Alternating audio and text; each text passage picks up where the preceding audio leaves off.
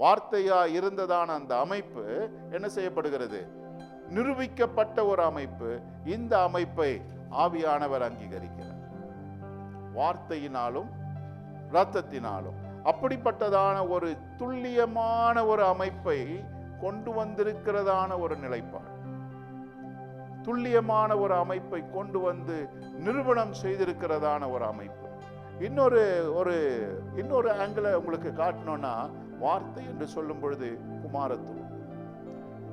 ஏன்னா குமாரன் என்கிறதான ஒரு நிலைப்பாடு தான் இந்த இடத்துல என்ன செய்யப்படுகிறது? வார்த்தை என்று சொல்லப்படுகிறது. இப்போ ஜலம் என்று சொல்லும் பொழுது வார்த்தை.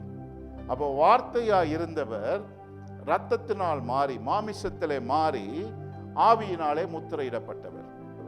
அப்படின்னா என்ன காட்டுதுன்னு பார்த்தீங்கன்னா, டிரான்சிஷனை காட்டுது.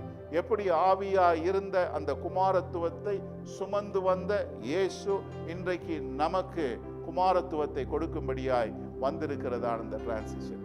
இந்த அமைப்புக்குள்ளே நீ பிறந்திருப்பாயானால் தான் நீ தேவனால் பிறந்திருக்கிறாய்.